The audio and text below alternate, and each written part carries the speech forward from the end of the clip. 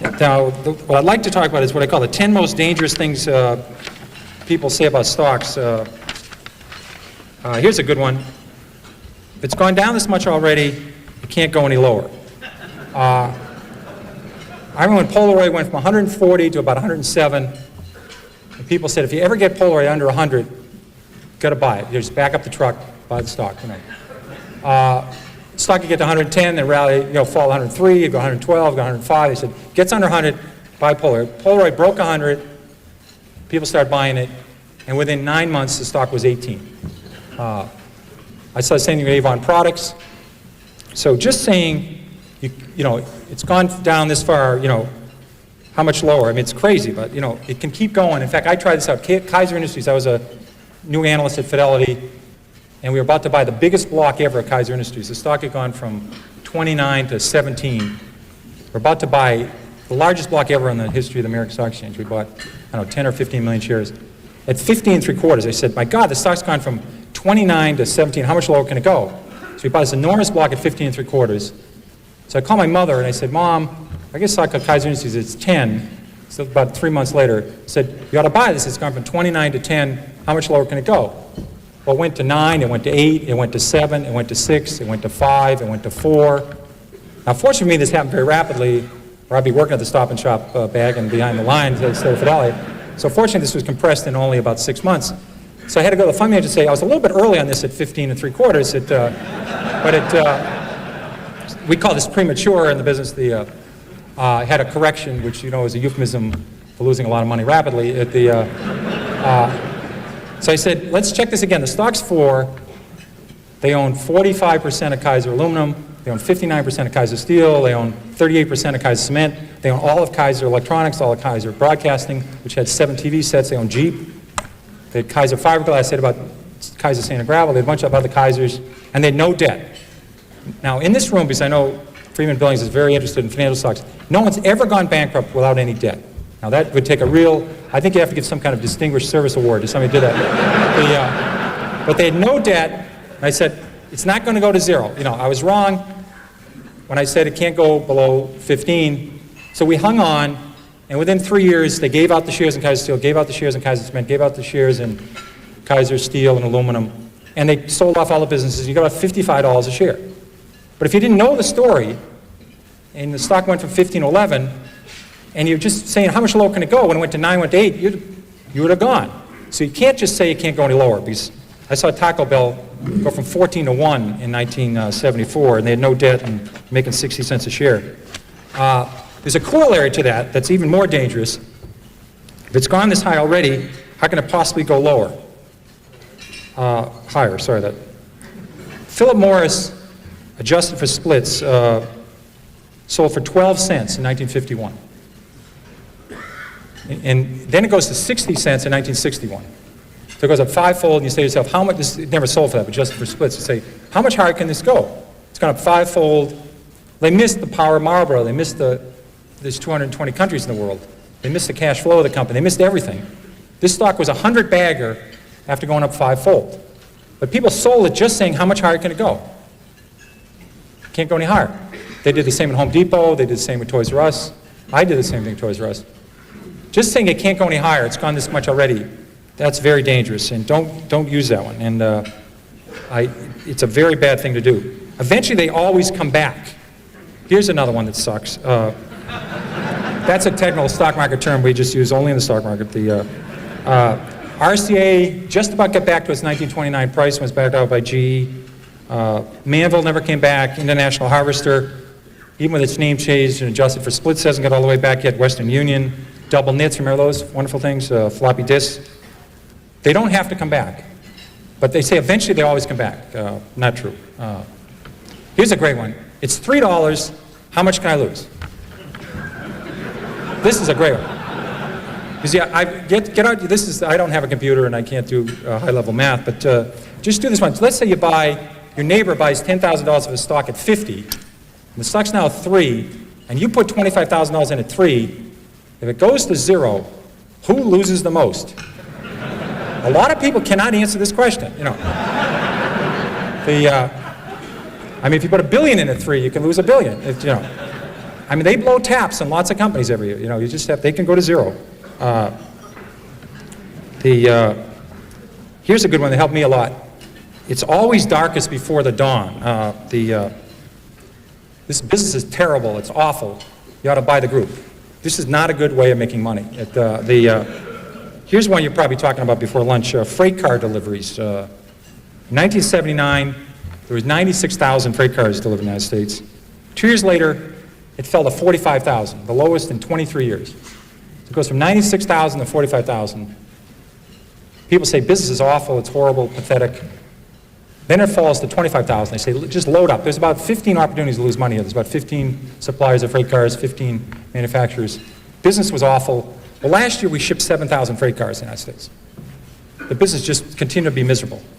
And I'll give you one there's even greater opportunity to lose money on. The energy services industry. This, we all had a great opportunity to get our heads handed to us. In 1982, there was 11,000 of those oil rigs drilling those holes all over Oklahoma and Texas and Colorado. We used to have the rig count every week.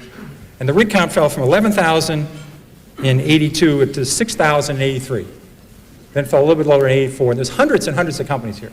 Companies that made the muds and did the downhole stuff, the fracturing companies, the well companies, all the measuring companies, the Schlumbergers, the bid companies. Lots of opportunities to lose money here. There's an equal opportunity here for serious losses. And the people said, listen, the business is terrible, let's buy these groups. Well, the rig count was only 1,000 3 years ago. So it went from 11,000 to 6,000 to 5,000, then 8 years later it was under 1,000. The industry really started to turn about 2 years ago. So just saying the business can't get worse. I was lucky enough, in addition to having the metals industry when I started Fidelity, I had the textile industry, which is a great group to follow. Because you follow companies like J.P. Stevens, was founded in the 18th century, and West Point Pepperell was founded in the 18th century. Burlington Industries was one of the new companies that was founded in 1904. These people have been through recessions, depressions, world wars. They've seen it all. There's a great expression in the textile industry. It's always darkest before pitch black. Now that's a good one to remember, because when business is terrible, it can get considerably terrible. It can get terrible to the power of 6. And I love those numbers on freight car deliveries. You ever watch, I love the show Jeopardy. You ever watch Jeopardy and people come out, they will know those numbers. Remember, they'll know the numbers. And they'll know, you know, what country Box took his first vacation in, and they'll know Phil Rizzuto's batting average and what his wife's first name was, and they'll know the stock symbols of Xerox before it was Haloid, or, you know, they know everything. And you watch the show and you feel like an absolute idiot watching the show because they answer all these questions. But they're really smart. I've owned this stock before, King World. Right after it, they show Wheel of Fortune.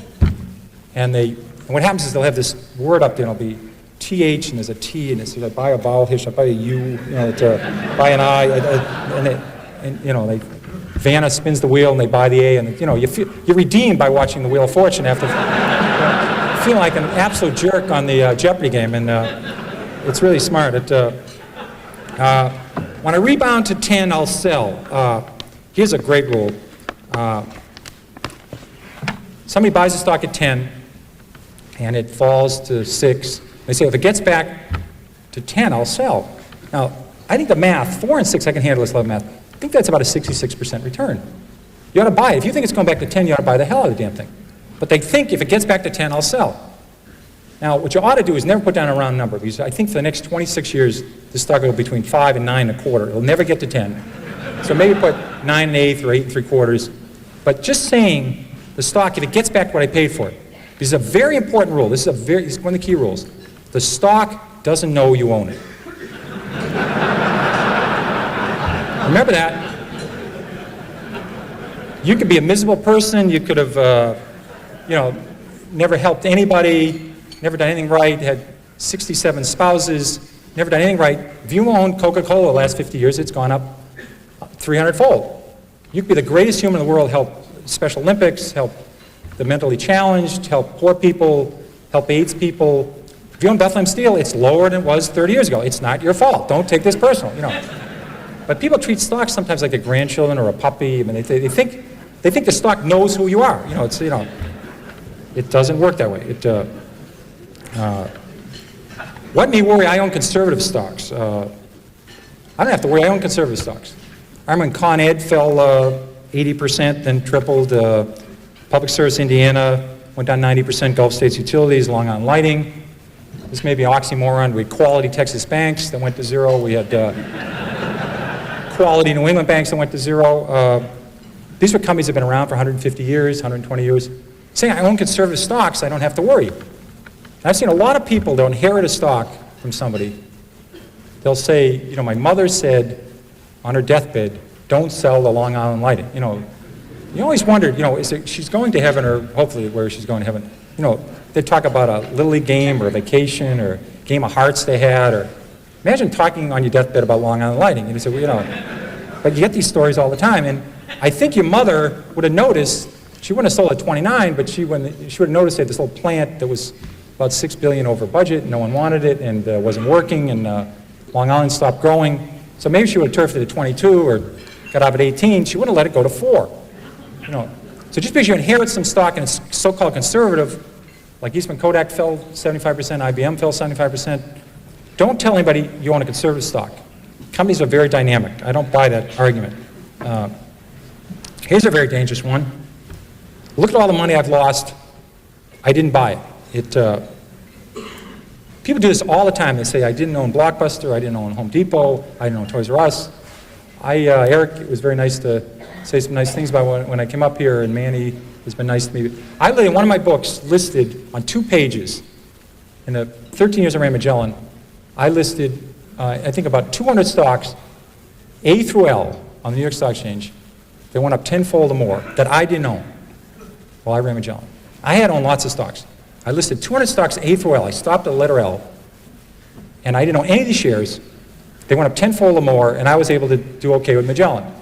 And people worry all the time about missing Microsoft, missing Western Digital, missing United Airlines. They spend all their time worrying about stocks they miss. You cannot lose money in a stock you don't own. That's a very important, the only way to lose money is buy a stock, have it go down, and sell it. That's the only way. And I swear that people, their spouse has to cut out the newspaper in the morning, cut out the C's, and the person will look at the M's, oh my God, Microsoft's up 3, you know, I was going to buy 1,000 shares of Microsoft, I lost 3,000 of Microsoft last night while I was sleeping, you know. I was going to buy 7,000 shares of National Semiconductor at 10, it's now 17, I just lost $49,000 on National Semiconductor. They do this all the time. They have to cut holes. Thank God Blockbuster finally went away, because that was early in the alphabet. People would always be looking how much they lost on Blockbuster. I missed that one. I'll catch the next one. That usually does not work. Toys R Us, there was a lot of copycats of Toys R Us. There was Child World, there was Lionel, there was copycats of Home Depot. Buying the next of something usually doesn't work. It's very bad. It's like buying on dips. I think it's always better to buy from dips. I always thought it was a better rule than buy on dips. You may have to explain this to some other people. This is another technical term you may have to explain after hours what a dip is. They usually refer to it as plurals, dips. I never heard dip. You know, he's a dip, she's a dip. They usually only the plural tense for it. And it's a gender non-specific. It's usually plural. Dip is never used. Stock has gone up, I must be right. Stock has gone down, I must be wrong. I'm convinced that people do this all the time. They buy a stock at 10, they buy a little bit of it, it goes to 13, they now say they don't know anything more about it than they knew when they bought it at 10. They have no idea what this company does, but it's gone to 13 now, they take a second mortgage in their house and buy it at 13. The best thing that can happen for us is to go directly from 10 to 4 for these folks. You know. It's going to go to 4 eventually, but it goes to 13 in the middle. They're convinced now, they bought 100 shares at 10, now they buy 20,000 at 13. And all the fact is the stock went from 10 to 13 is it went up. The average movement of a stock in the New York Stock Exchange this century, between its high and its low, has been 50%. The average stock in the New York Stock Exchange. That means the stock started the year 20, sometime during the year sold 16, sometime during the year sold at 24, might have finished the year 21, might have finished the year 19. The average range of a stock in the New York Stock Exchange is 50% in 12 months, between its high and its low. So stocks go up and down a lot within a year. And say this stock is going up means you're right, doesn't mean a damn thing. So don't buy often on that one. That is not a good one. Avoid long shots. These are the companies that, we have this very technical term for this called whisper stocks. Everybody familiar with whisper stocks? They're great. Somebody call you up and they'll say, how Hi, Pierre. How's Carolyn's? How's Beth doing? How's Annie? How's Mary? Have you played any golf? And then they'll say, I want to talk to you about international blivet. And the next